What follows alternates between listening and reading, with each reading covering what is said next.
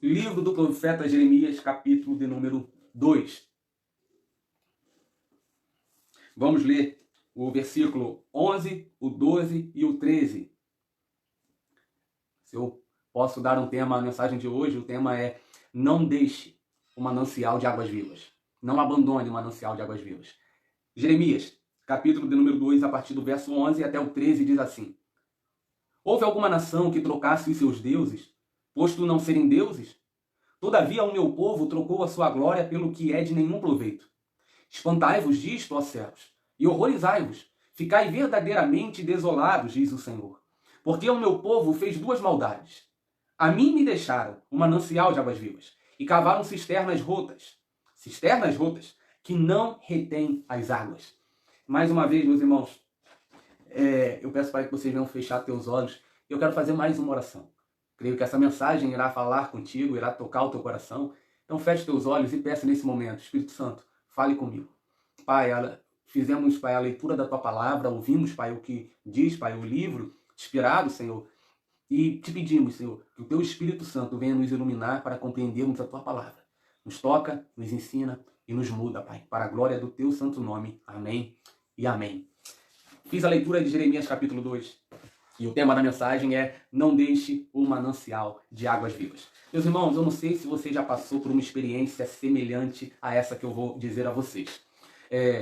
Na última viagem, assim, para longe, né, aqui no Brasil mesmo, que eu fiz com a minha esposa, a gente comprou uma boia, né, uma boia para nossa filha. Era uma boia rosa, bonita. Era tão bonita que as fotos ficavam lindas, né? E certa feita a gente estava numa praia, né, minha filhinha com a boia, veio uma mulher e perguntou se: olha, vocês querem trocar essa boia que vocês têm pela boia da minha filha? No momento ali a gente achou a proposta interessante e aceitamos a proposta de trocar a boia que a gente tinha pela boia da moça. Né? Aceitamos a proposta. Nós, no momento, achamos que a proposta era muito boa. Só que depois o tempo foi passando, a gente foi percebendo que a boia que a gente tinha era muito mais bonita, era muito mais legal. O que eu quero dizer com isso? Em algumas situações da nossa vida, nós fazemos troca. Nós pegamos uma coisa e abandonamos e adquirimos outra coisa. Na nossa vida, é comum haver trocas. Você talvez já tenha trocado de muita coisa. Pode não ser uma boia pequena, mas talvez você já tenha trocado de casa. Trocou de cidade, de onde você morava. Talvez você já tenha trocado dinheiro, trocado roupa. Enfim, há muitas trocas, e muitas dessas trocas são vantajosas. Mas há algumas trocas, existem algumas trocas, como a que eu exemplifiquei no início, que conforme o tempo vai passando, elas vão se revelando nada vantajosas. Né? O tempo vai passando e a gente vai percebendo que a troca que a gente fez, que a substituição que a gente fez, foi uma péssima escolha, e que se a gente tivesse o poder, né, de controlar o tempo, a gente voltaria atrás e reverteria a troca que a gente fez. O texto de Jeremias, capítulo 2, ele vai falar a respeito disso, de uma troca, de uma substituição. E quem é o grande moderador desse debate é o próprio Deus que levanta a questão, e ele vai pontuar à nação de Judá a troca que eles fizeram e de como a troca que eles fizeram foi totalmente desastrosa e sem vantagem alguma, sem proveito algum. Jeremias capítulo 2 é Deus, a partir do profeta Jeremias, levando uma palavra ao povo de que, olha, vocês fizeram uma troca e essa troca foi desastrosa para a vida de vocês. Mas diferente da percepção que a gente tem com o passar do tempo de que, nossa, essa troca não teve vantagem alguma, essa troca foi desastrosa. Muitas das vezes a gente percebe isso e a gente deseja voltar no tempo ou não cometer mais aquele erro. A nação de Judá, ela estava tão distante do Senhor que uma cegueira tomou conta dos seus olhos e a nação foi incapaz de perceber a inutilidade da troca que ela fez.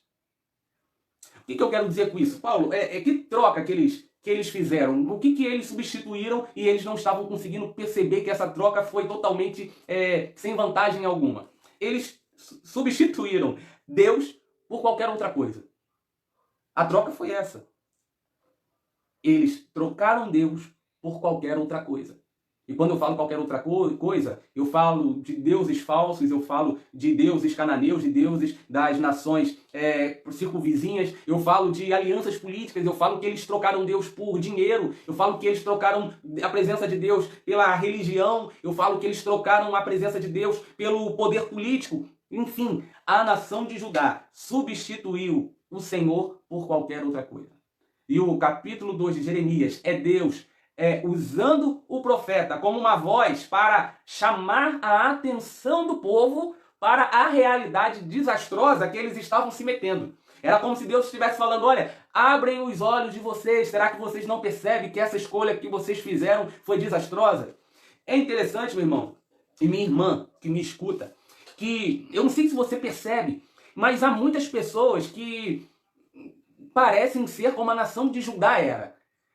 Escolheram, tomaram decisões totalmente equivocadas, erradas, só que são incapazes de enxergar o desastre que foi essa escolha. Parece que vão vivendo como se nada tivesse acontecido. Parece que há uma cova, um buraco, um abismo na sua frente e as pessoas são incapazes de perceber. O capítulo 2 de Jeremias nada mais é do que Deus perplexo. Se você quer olhar na Bíblia e enxergar o nosso Deus perplexo, não que ele foi pego de surpresa, não que ele não soubesse do que iria acontecer, mas a forma como Jeremias ele narra a história revela que Deus estava totalmente perplexo. E que perplexidade era essa? Deus estava dizendo o seguinte, cara, como é que vocês foram capazes de fazer uma troca dessas? Como é que vocês foram capazes de me abandonar e pensar que isso não iria surtir nenhuma consequência na vida de vocês? Deus está perplexo porque ele está olhando para o povo e está vendo que aquele povo não consegue enxergar a realidade que eles estão vivendo. Deus está perplexo porque Deus ele fala assim no início do capítulo 2. Olha só, quando a gente andava junto no deserto, você me amava. Mas quando eu te coloquei nessa terra, o teu coração mudou. Você se envaideceu, você se corrompeu. Olha que lição fantástica que nós já tiramos apenas nessa introdução. O Deus ele está perplexo. E é uma perplexidade que talvez ele tenha a nosso respeito. Porque enquanto a nação de Israel estava caminhando no deserto, ela era mais grata a Deus do que quando ela viveu na terra de Canaã. Na terra de Canaã, quando Deus colocou a nação de Israel na terra de Canaã, na terra da promessa, uma ingratidão começou a ser gerada no coração daquele povo. Mas Paulo, como é que é possível isso? É possível, é muito possível. O coração humano é assim. Nós nos esquecemos rápido. Nós nos tornamos ingratos há muito tempo. E nós começamos a encontrar desculpas, justificativas para culpar o outro. E Deus, ele ciente de que o coração humano é assim, Deus ele faz um convite à nação de Israel. E que convite era esse? Olha só, eu convido vocês a apresentarem uma queixa contra mim. Apresentem sequer uma justificativa. Apresentem pelo menos um motivo que eu dei a vocês para vocês virarem as costas para mim. Apresentem pelo menos uma causa, apresenta pelo menos uma justificativa para vocês terem virado as costas para mim. Jeremias capítulo de número 2 é a perplexidade de Deus diante da cegueira do povo e também é o convite de Deus para que o povo falasse pelo menos um motivo que Deus deu, que ele deu, para que o povo abandonasse. Para que o povo abandonasse. Obviamente, por ser uma pergunta retórica, não há resposta para essa pergunta de Deus, para o convite de Deus. Por quê? Porque não há motivo para ninguém abandonar o Senhor. Não há motivo, não há justificativa para ninguém deixar o Senhor. Não há justificativa alguma. É interessante que o distanciamento do povo em relação a Deus começou a ser tão grande, a ingratidão tão grande, que aquele povo continuou se considerando povo de Deus, sem precisar de Deus.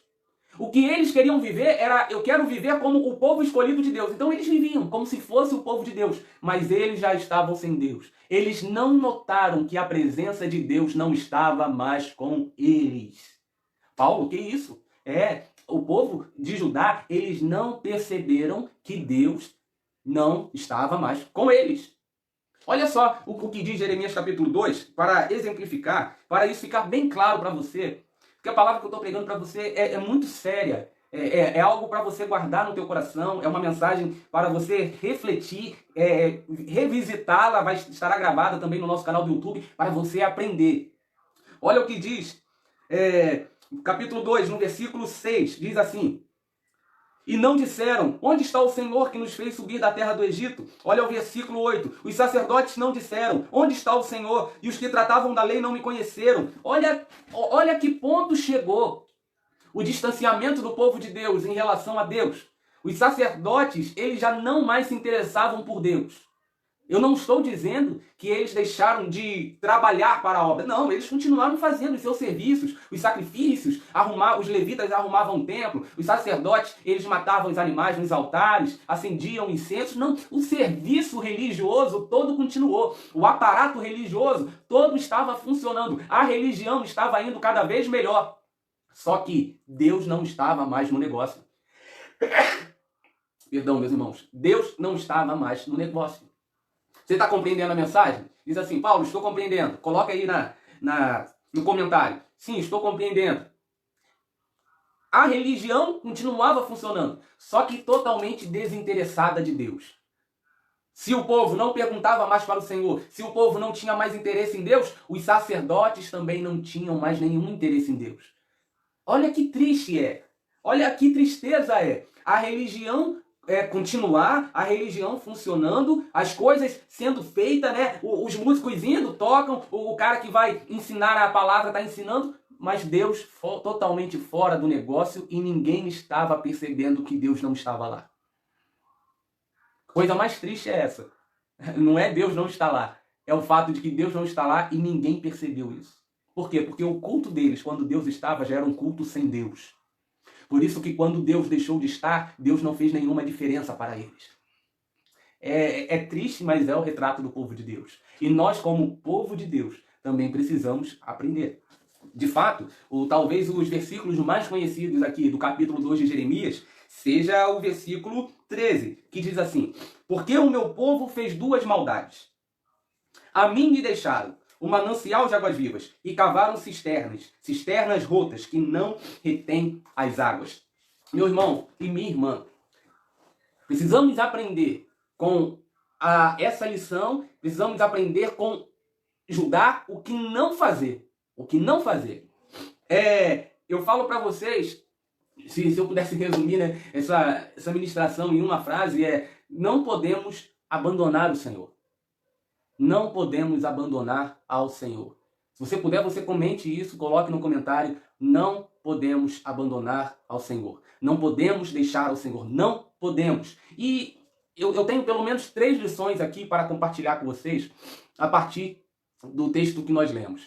Pelo menos 3 lições. Se eu estou dizendo que nós não podemos deixar ao Senhor, que grandes lições a partir do texto de Jeremias nós tiramos?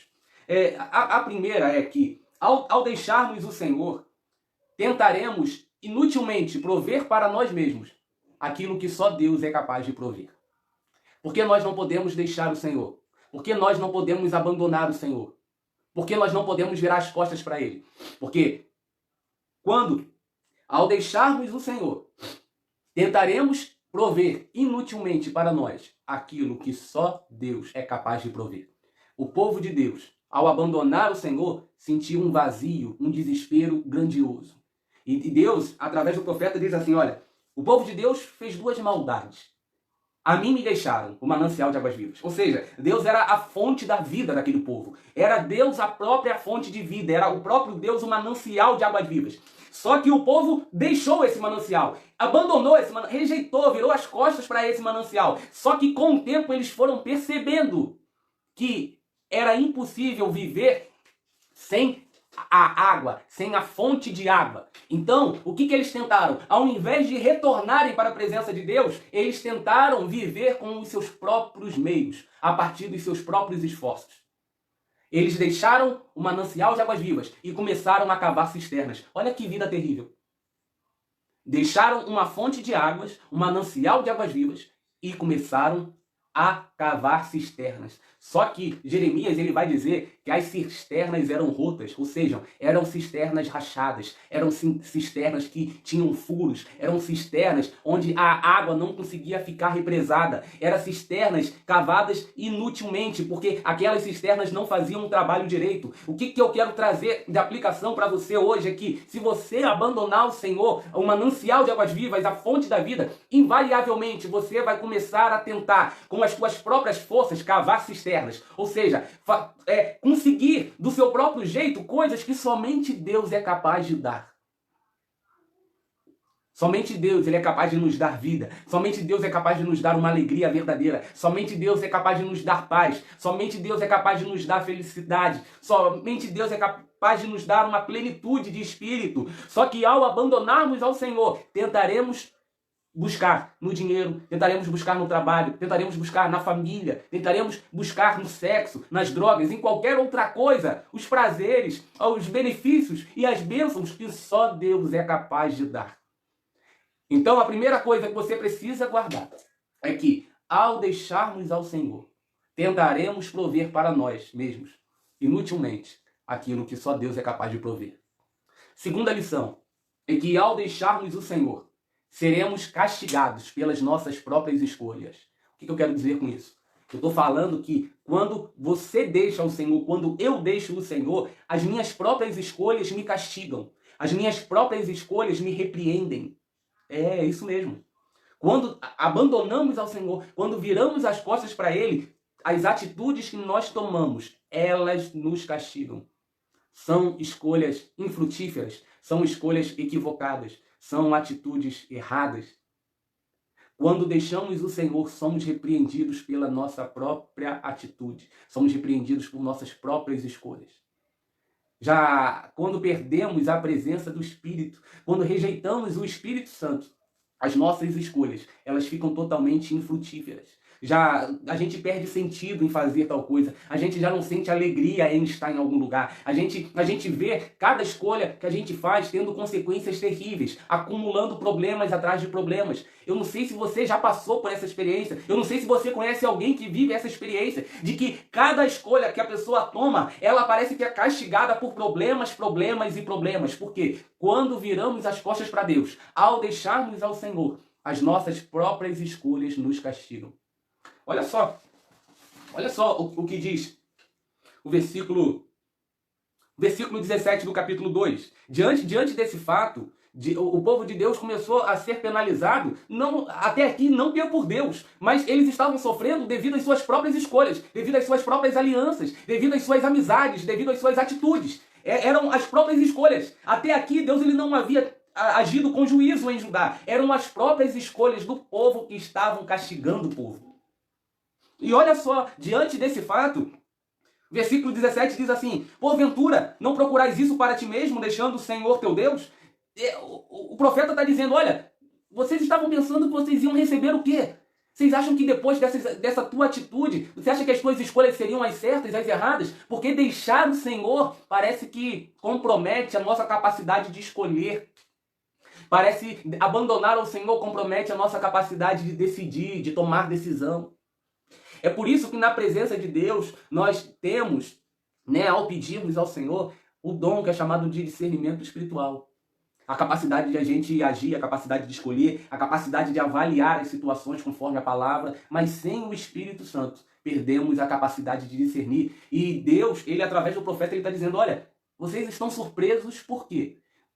Vocês pensavam que após tudo que vocês fizeram, vocês iriam colher o quê?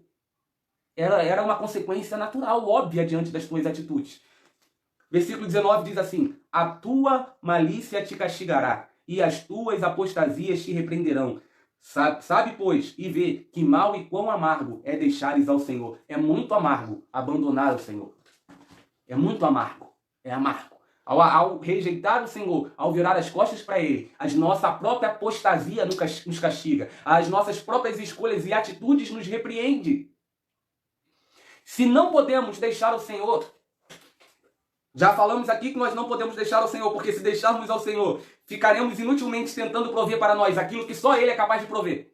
E também não podemos deixar o Senhor, porque se deixarmos ao Senhor, Entenderemos que as nossas próprias escolhas irão nos castigar.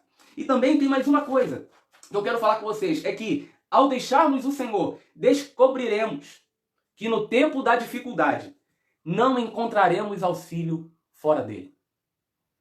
Ao deixarmos o Senhor, ao virarmos as costas para ele, ao rejeitarmos o Senhor, descobriremos lá no dia da aflição, lá no tempo da dificuldade, que não encontraremos nenhum auxílio fora de Deus. Olha o que diz. Olha o que diz o versículo 27 e 28. Diz assim: que dizem ao pedaço de madeira, tu és meu pai, e a pedra tu me geraste, por que me viraram as costas e não o rosto? Mas, Deus dizendo ao povo, mas no tempo do seu aperto dirão, levanta-te e livra-nos. 28, onde, pois, estão os teus deuses que fizeste para ti? Ou seja, o que Deus está dizendo aqui é o seguinte, olha só, no momento da dificuldade, no momento da aflição, você vai olhar para os teus recursos, você vai olhar para os teus ídolos, você vai olhar para tudo aquilo que você tem, que você ama mais do que Deus, e você vai perceber que aquilo que você tem não vai te auxiliar no dia da dificuldade. E Deus está dizendo, e no dia da aflição você vai levantar a voz para mim dizendo, levanta-te e livra-nos. E o que Deus está dizendo para o povo de Judá é o seguinte, olha só. Onde, pois, estão os teus deuses que fizeste para ti? No momento da aflição, a gente vai perceber que nada é capaz de nos trazer auxílio, de que em nada que nós temos encontraremos socorro. Porque o socorro só vem da parte de Deus. O socorro só vem da parte de Deus.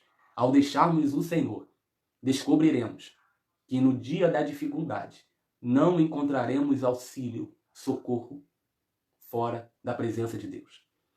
A minha oração é que esse dia nunca chegue para você. Porque eu peço para que você nunca venha sair da presença de Deus. E se por acaso você um dia rejeitou ao Senhor, se um dia você virou as costas para Ele, se um dia você pensou que poderia viver pelos seus próprios meios, por sua própria conta e quebrou a cara, hoje talvez seja o dia de você voltar para os braços do Senhor. Talvez você pense que o teu relacionamento com Deus está quebrado devido às suas escolhas, devido às suas trocas, devido a tanta decisão equivocada que você tomou. E você pense, olha, não há mais como ter um relacionamento com Deus. Eu falo que é possível sim. Apesar de toda a besteira que você fez, apesar de toda a escolha equivocada que você tomou, é possível ter um relacionamento com Deus restabelecido. Por quê? Porque o próprio Deus restabeleceu.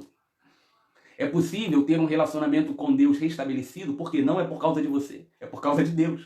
É porque o próprio Deus, ele pensou no meio capaz de reconciliar vocês com Ele.